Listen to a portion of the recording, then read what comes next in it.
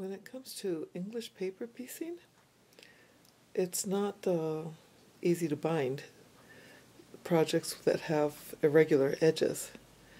And so in this video what I would like to do is share a couple of methods for finishing English paper piecing projects, not binding, but just finishing. There are several methods, but I am going to share here two of my favorite methods. For this first method, I'm going to use a small sample. You can use any size project. You can finish this way, and any shape of piece. It doesn't have to be hexagons. All the hexagons are what we tend to work with the most, but it can be any shape, such as this. This has been bound using this technique. Or this way you see that there are different shapes. The edges vary. Okay, so I will use this, and the first thing I'm going to do is I'm going to cut my batting the exact same size as my piece. Okay, and then my backing, if this were a large piece, I would go ahead and quilt it, the piece, but I would quilt up to about 1/4 of an inch from the edge, because we do need the edge to be free so that we can turn the backing fabric under. So I would then cut my backing fabric about 1/4 of an inch larger all the way around.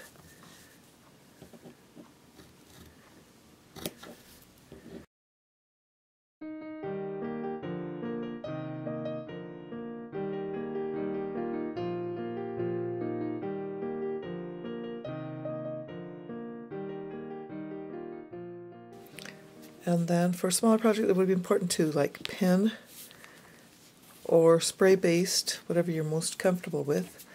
On a larger project, I actually would quilt the project first before finishing the edges. On a small project, as this one, if this were like a coaster, for example, I would probably finish the edges first and then quilt the project itself. So the next thing that's going to be important is on the backing fabric, we need to clip the corners.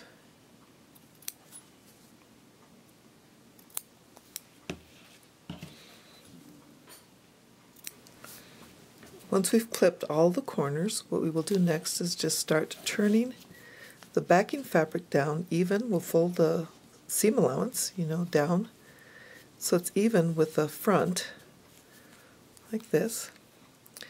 And we'll use a ladder stitch to close this, and we'll do this around the whole outer edge of the piece. So I'm going to be using a contrasting thread just to help you see better, but you would probably try to use a matching thread. With a ladder stitch, however, if you do it correctly, you can hardly see the stitching. So I've brought up my needle from the back, and what I'm going to do is like straight across, and I will use the needle to push the batting down a little bit, straight across, put the needle in the front fold of the seam, and just edge it along a little bit, one stitch, just to the front. Then I'll take it back to the backing piece, slip it up a little bit,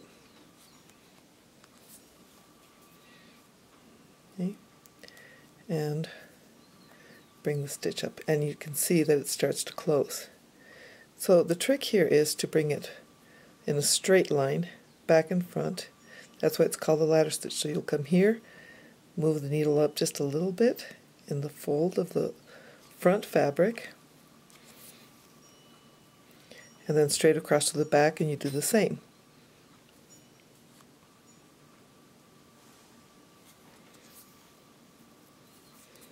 Okay, until we close the whole edge. What you will do is try to use the needle to help you push any little bits of batting in, and when you get to the corners, what I suggest is that you take perhaps a couple of stitches, but see how here the batting will stick out a little bit, so just shove it in a little bit and close the whole edge.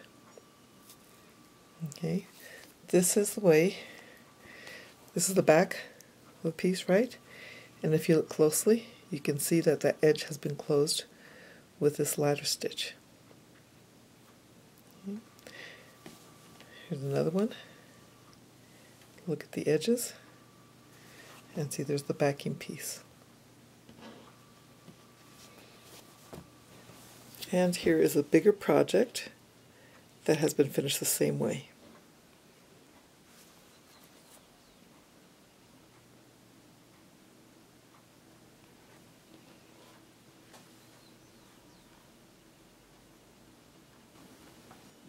For the second method, we would prepare a facing.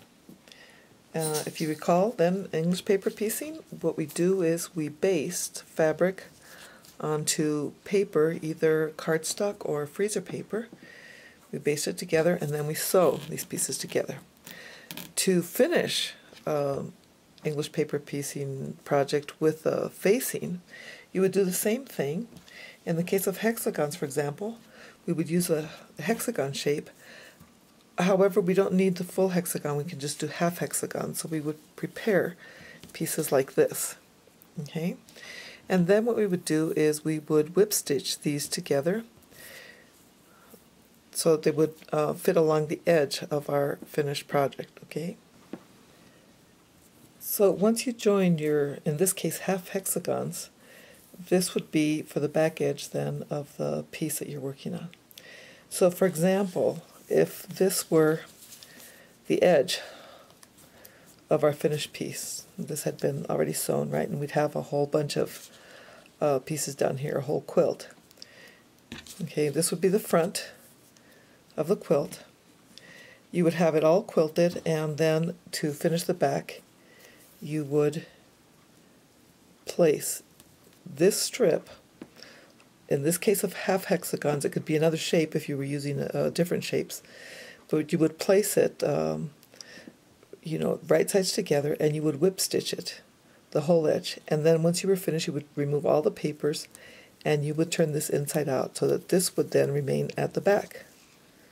Okay, and of course you would have backing fabric underneath it.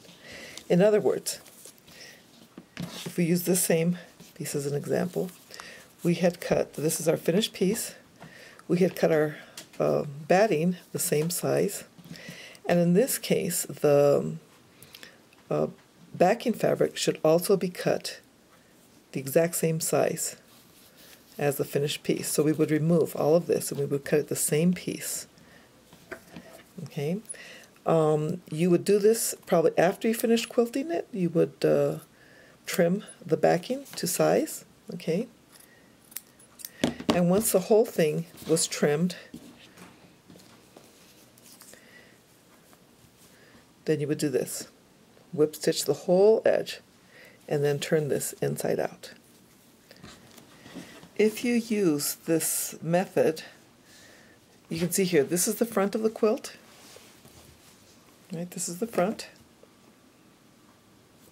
And this is the back. So this is our backing fabric. I quilted this before I finished the edges. Okay. So once I finished quilting it, I trimmed the backing to size, and then I used the facing. Okay.